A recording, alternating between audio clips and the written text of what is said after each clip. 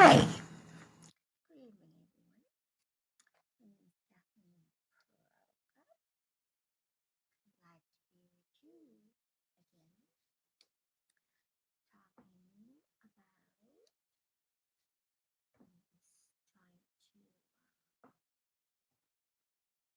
I'm just trying to arrange my lighting, so has a good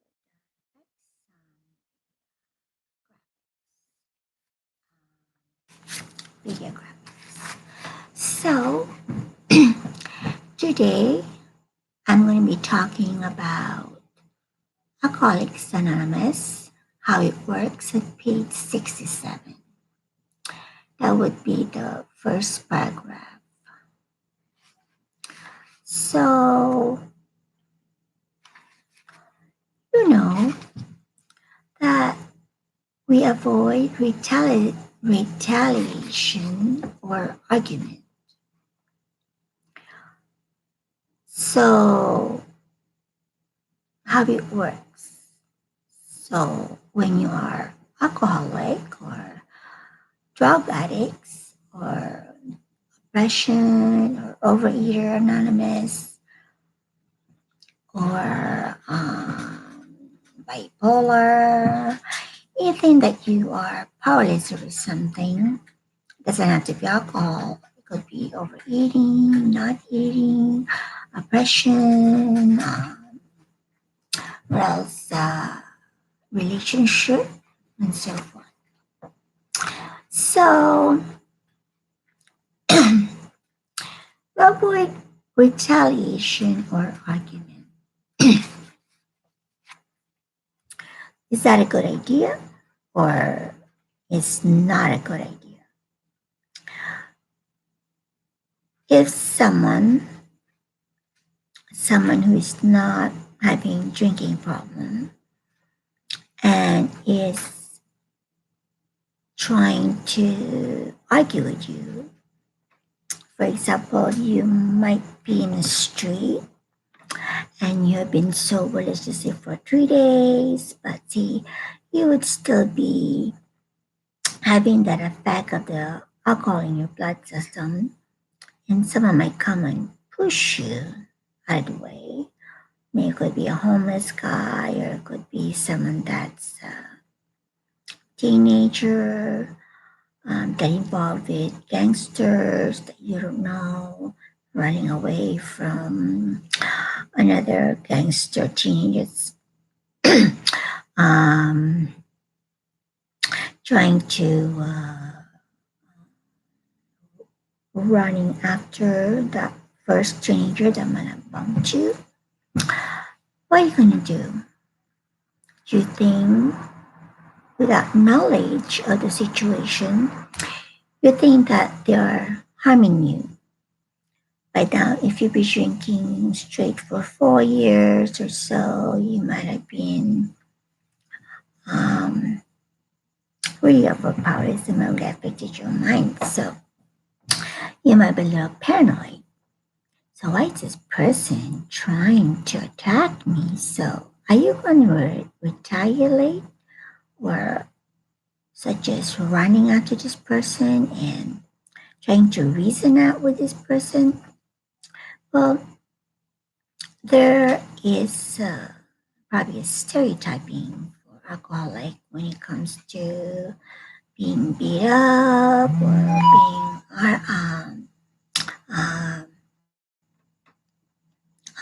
bumped into, because if you run away and you caught them rather than trying to defend yourself, like pushing them as well,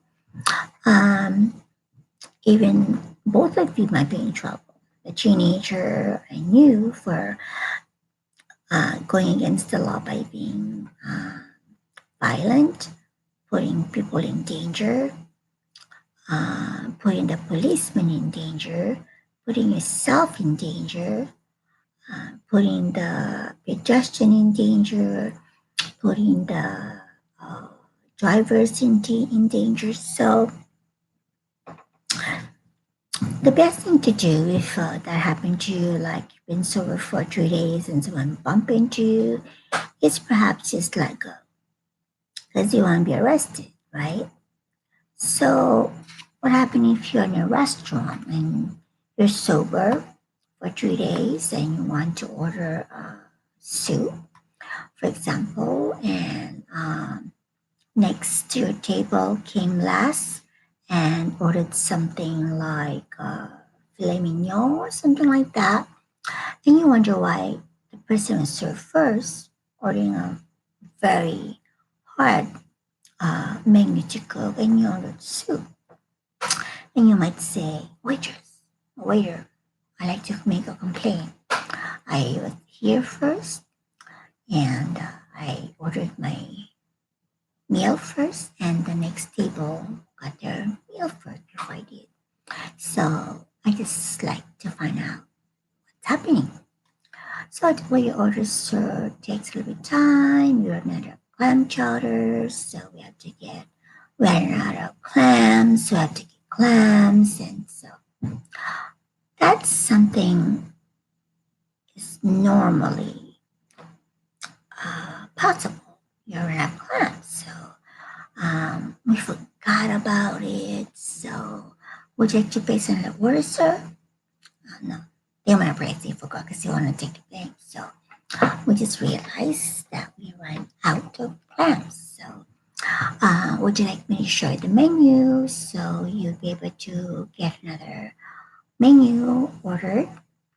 And it's a big fuss because you'll only be sore for 3 days. So the best thing to do is try to be in control.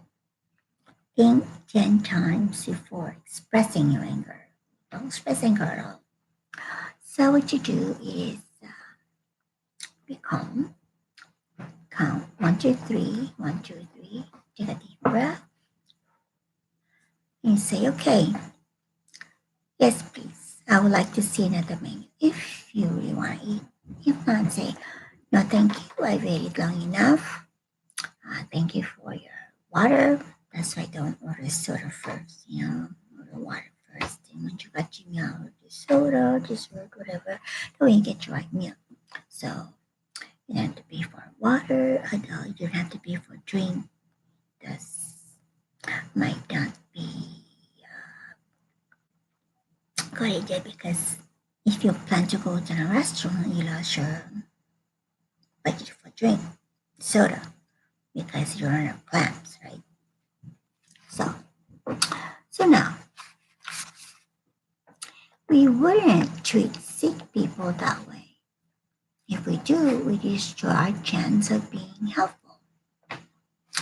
So that is regarding you now as a person, how it would work. So let's talk about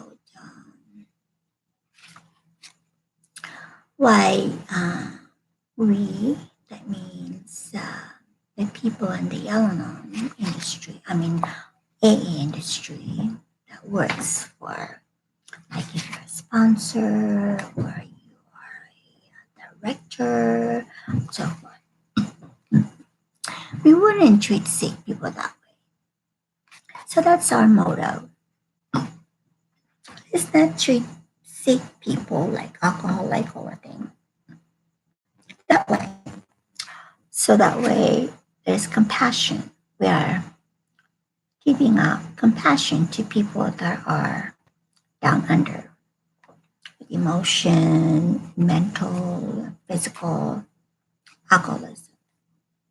Veterans sometimes end up being alcoholic. That's been known fact. So now, if we do, that's the AA, with short chance of being helpful. Now put yourself in that place. You're part of AA, right? Even though you're not a director, but you're part of AA. You have to uphold the AA. I say that the AA reputation. So, because it's part of the program, if your sponsor find out about it, then you may not graduate, might put you back to one, which is your admitting that you need some help, which is of course controlling your temper, which is part of your alcoholic. You might have temper, so you might go back to step one, or you're already in step 6.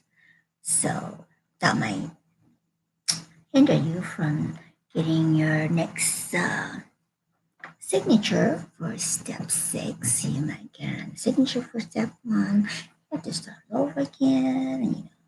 And, some of this, maybe the new one sponsors do steps a month at a time, just to make sure that you are well sponsored. So there might be their policy for 5 weeks at a time, which is probably even better. And that way it's not only 4 months, but 4 weeks, but 5 months.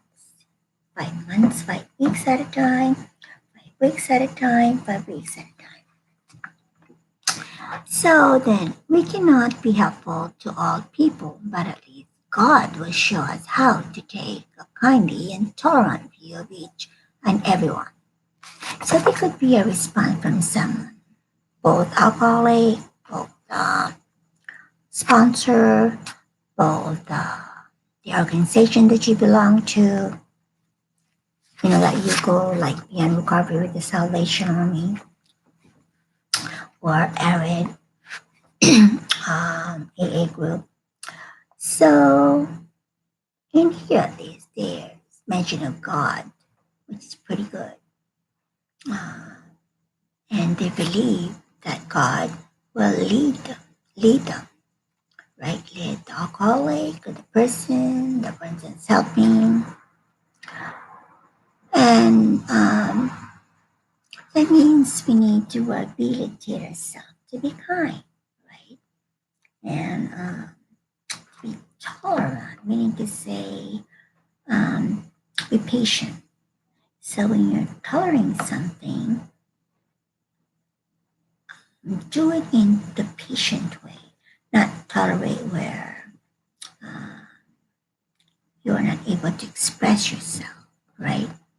So, but God will guide you when to be tolerant, when to be kind, when to admit that there's something you can do at this time. So, you need to follow God's guidance. God is the best way to guide the people, Christian. So, refer to our last list again. Putting out of our minds the wrong others had done, we resolutely looked for our own mistakes. So, but if you were bumped into one, you have to admit again that you were powerless over these mistakes because of your alcoholism problem. So, but don't look at it that way, that for you to go back to step 1, you didn't have to do that. You can just start 4, 6, or 8, but you have to wait. So if you miss 4 within the 5 weeks, you might have to do your own thing, journaling, and start in 1. But your young sponsor will start. Well, start after your 5 weeks of 4 and 5. So, but you have to do your own studies too, your own rehabilitating. So you have to rehabilitate yourself to be kind, to be flexible, and be able to talk to people. There are those that might be rude.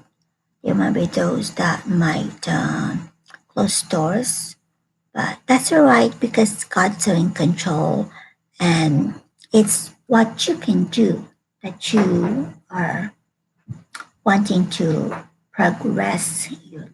So if you like alcoholist for sober for 3 days, you know you cannot be a sponsor yet, right? You know you might not be able to drive a car yet. Uh, you know you can't work yet. So those are the things that you need to accept. You need to work on to achieve it. So uh, that's like you being patient to yourself. So be patient to yourself. There will be times to be more kinder, maybe. Either kind or you're not. So you could be more helpful to be a kind. So you could volunteer, starting even your 2 days sober, you could volunteer. Okay, referring to our list again, putting out of our minds the wrong others had done, we recently look for our own mistakes. So look our own mistakes. It's not really a mistake. It's more like we had a setback. So those setbacks we need to overcome with a better behavior. So in that sense, when we're trying to overcome with better behavior, we need to be aware about our weaknesses. That's when we need to have a higher power above us. And when you admit your weaknesses, you will find solution to rehabilitate yourself. You know, and so forth. So let me see. Where had we been selfish, dishonest, self-seeking, and frightened? Those are the things that you need to ask yourself. Okay, that's what you know about yourself. Only you know yourself better than anybody else, no matter what they say. You know your own limits, you know your own gradual forward with your decision making process. So you know your limits. So, and if you know your limits, find it. Okay, find it. Give it a example. I mean, a sample. So it might be a costly sample, might be a costly take a chance. And if you do it right, one step again, right? Now you only do one step at a time, one day at a time. You can plan a year at a time, but you need to take one step at a time. So now, though a situation had not been entirely our fault, we tried to disregard the other person involved entirely. So I think that a person who is saying not their fault, when you disregard about someone, they're being touched. Why would they mention faults? They could just say something but not to admit about fault.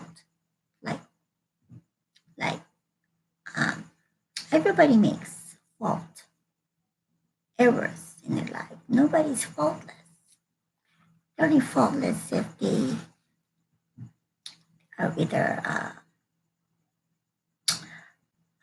I said they feel they're faultless if they haven't done any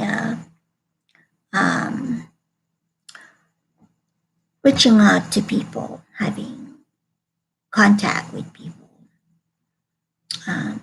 There are decisions that's made about something or something, and depending on the conversation or depending on the quickness of either of these participants in a conversation or as a group, depending on their upbringing, um, slow maturity, fast maturity, um, uh, more education.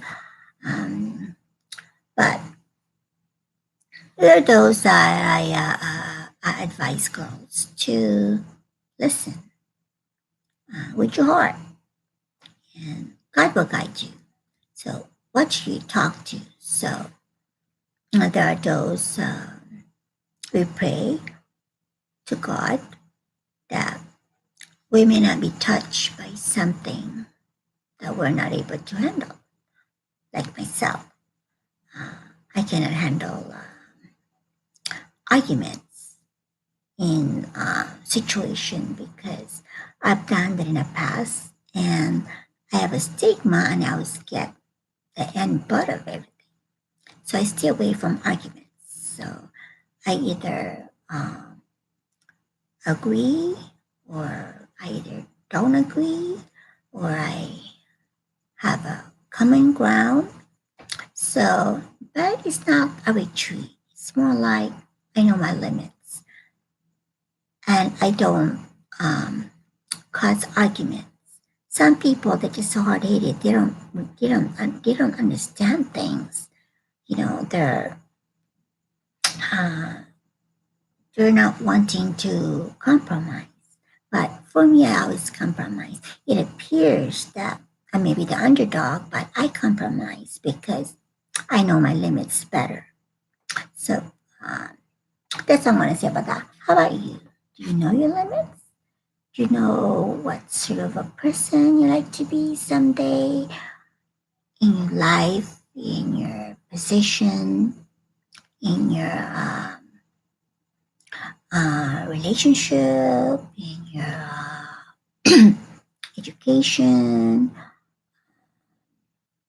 So depending on your stage, in your state of how quick you think, you know, in making compromise and so forth. You may take practice, but in making quick decisions, making compromise, not practice, it's just experience. And to me, I put myself in God's hands that that because I'm a woman, I understand that I'm a woman. So I need to be careful in who I overstep because I'm a woman. So if I feel like someone is overstepping me because I'm a woman and I don't argue about it, I can't think quickly enough to reason out, that's my problem. So then I just leave it at that, you know. But if I need to defend myself, I do. But I try to pray to God to take me out of that practice to need to defend myself because I feel like if I need to defend myself, it's not a good conversation. That it's not a good thing for me to be attacked or have to defend myself. I pray to God that I won't need to defend myself, but I need to think ways on how to compromise. And because I'm a woman, and so forth. So, let me see. The inventory was ours, not the other man's. So you see, you're responsible for your inventory. You're responsible for your errors. If you want to call it mistake, I call it error because we all mistake. We all make error. So you think sometimes if you want to use the word mistake, that's fine. But I feel like should we make bad decision? So instead of saying mistake, you say I made a bad decision. God guide us on those bad decisions. I mean, look at David, King David. He had thing with Bathsheba. That was the decision that he made. he asked forgiveness from God, and he wrote poems and songs in the book of Psalm about it. And then he asked for forgiveness, and thus he became a righteous king. Now, Job is a righteous man. There's a difference between righteous king and a righteous man. And what was, I think Joseph was a righteous governor. So Joseph is a righteous governor. And Abraham is a righteous, Abraham is a righteous father because he obeyed God about, that's why he became the father of all nations. So Abraham is a righteous father. So let me see. Jacob or Israel is a righteous, I believe, maybe leader. I think so, because he became the 12 tribes of Israel. So I think he's supposed to be a leader. And Samuel is a righteous prophet. Solomon, I don't know if Solomon was ever called righteous, but he was a wisest man there ever was because of his decision about the baby. To me, if I make that decision about that baby, probably would be different from King Solomon. But those were in those days. Right now, we're in modern technology, you would think. So we're able to say, make a different decision at that time. So, because I remember that King Solomon said, okay, I'll cut this baby in half. And the real mother said, no, don't cut my baby in half. She can have the baby, but don't cut my baby in half. My baby will die. So when I read that book in the Bible, I kind of was, I think that was wise. Was it deep down inside me that wasn't wise? But I did not think about it later because I was maybe like pondering my thoughts. My brain cells are working very hard, like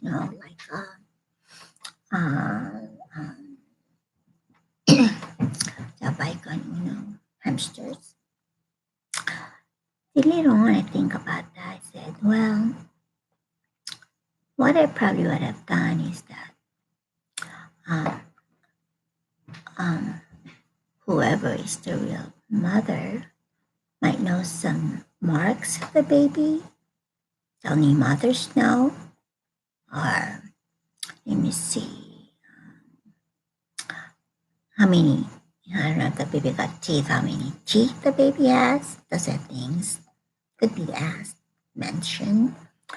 Or let me see, how much the baby weigh.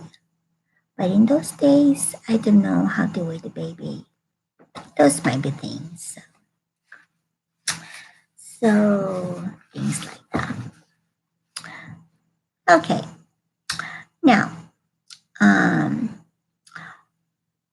when we saw our faults, so let's just say accept this sentence because we're taking inventory. So we decide that's already a mistake, it's a decision, but let's just say it was a faulty decision.